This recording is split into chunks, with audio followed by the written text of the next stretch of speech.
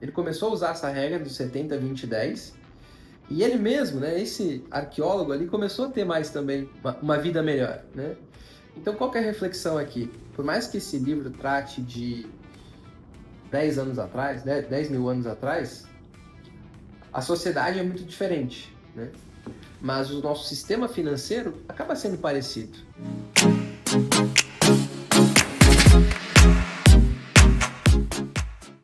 E aí, investidor? Tudo bem com você? Tom aqui novamente, né? Hoje falando um pouco sobre este livro aqui, que eu gosto muito, muito de vocês já devem conhecer. É um livro bem simples, né? O Homem Mais Rico da Babilônia, por George S. Clason, né? É um livro que eu li quando eu era criança, não entendia direito, né? Mas depois que eu decidi me tornar assessor, me profissionalizar nos investimentos, comecei a ler esse livro uma vez por ano, né? Eu gosto de todos os anos começar lendo ele, né? Acho que já é o quarto, quinto ano que eu faço isso, né? E acabei de terminar ele, né? Esse ano aí terminei ele, né? Recentemente. É um livro fininho também, vocês podem ver, né? Então me ajuda de duas formas. Primeira delas, eu mato meu primeiro livro, né, do ano, primeira meta do ano aí batida. E segundo que é um livro simples, mas que traz lições, né, muito fortes, né, muito ricas realmente, que a gente pode continuar usando isso mesmo, né, 10 mil anos depois, né, das historinhas que ele conta aqui. É um livro que ele traz várias histórias, né, que se tratam na Babilônia, né, na antiga Babilônia, né, aquela cidade famosa com muitas riquezas, murada, né, primeira grande muralha histórica ali. E, em específico, o que eu queria trazer hoje, né? O capítulo que se chama O Negociante de Camelos da Babilônia. E o que fala esse capítulo? Conta a história de um babilônio, né? Um cidadão lá da cidade, que acabou se financiando, pegando dinheiro emprestado, enfim, para fazer algum investimento ali, algum negócio que ele tinha vislumbrado, e teve dificuldade para pagar, não conseguiu pagar, foi se afundando em dívidas atrás de dívida, né? Não tinha mais reconhecimento na sociedade, ninguém mais conseguia contar com ele, inclusive a mulher dele volta para casa do pai, né? Porque não tinha mais condição de se sustentar ali, e ele acabou no final virando escravo, né? Virou um escravo. Na época era comum, né, essa questão da sociedade, a pessoa ir para a menor classe social da época possível, né? E passou por vários trabalhos árduos ali, e um dos trabalhos ele virou comerciante de camelos, por isso o título do capítulo, né? E qual que é a lição, né? Ele foi ali no decorrer da vida, né, nessa questão de aprendendo, né, o trabalho, enfim, e até que ele se encontra com um sábio ali, e o sábio começa a explicar um pouco sobre as leis do dinheiro para ele. E qual foi uma lei que gravou muito ele, que daí é o foco do capítulo, é a lei de você viver com apenas 70% do que você ganha, né, e não 100%, né? Se o seu salário é 1.000, viver com 700, se o seu salário é 10 mil, viver com 7 mil e por aí vai, né? Por que isso é tão importante? Você viver com 70% do que você ganha, você guardar 10% daquilo que você ganha e os outros 20% você utilizar para pagar as suas dívidas, ele que era o caso dele, né? E qual que é a lição por trás, né?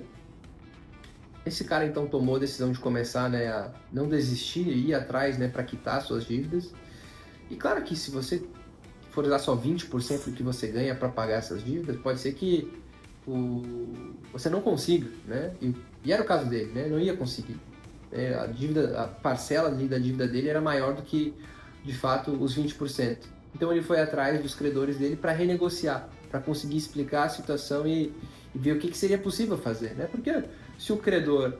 o que o credor mais quer é receber o dinheiro de volta também, né? Se o cara não pagar nada, também não faz sentido para ele.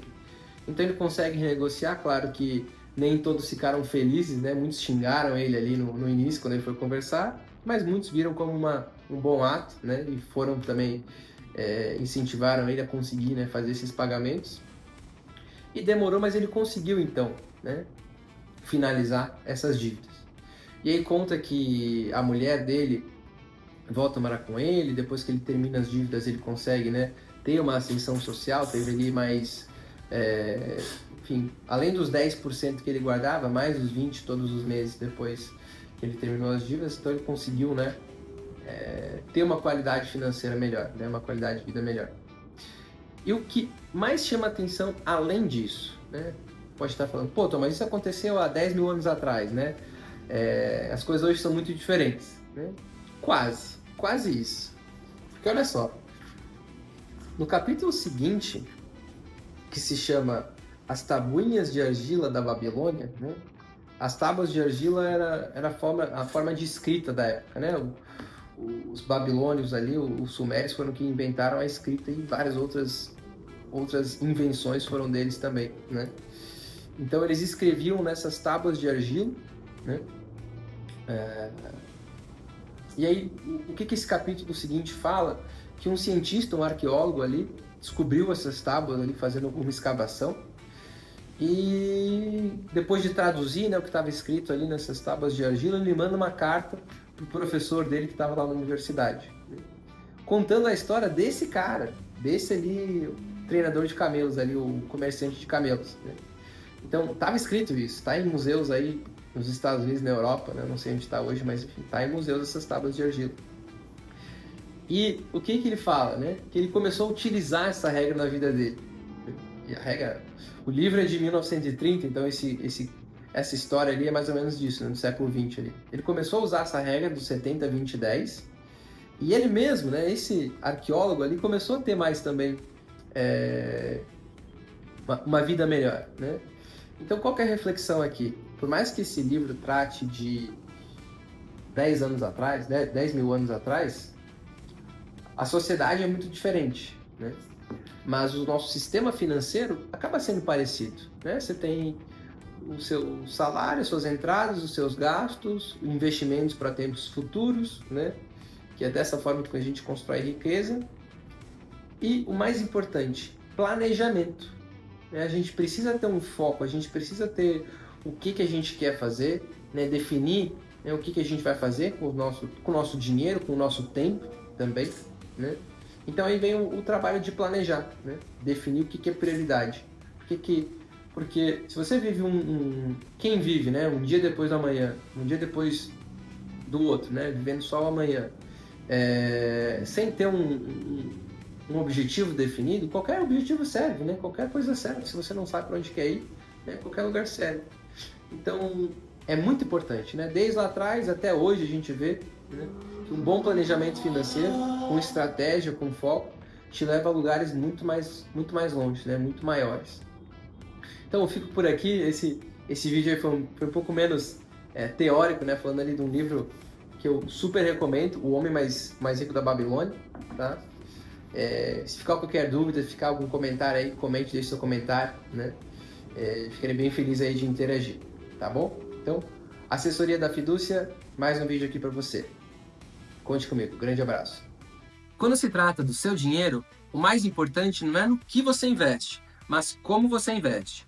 Prazer, meu nome é Tom e aqui no meu canal A Assessoria da Fidúcia, eu vou te mostrar como um bom planejamento financeiro com transparência e boa técnica, vai te trazer mais segurança na hora de tomar suas decisões financeiras e fazer o seu patrimônio crescer de forma sólida.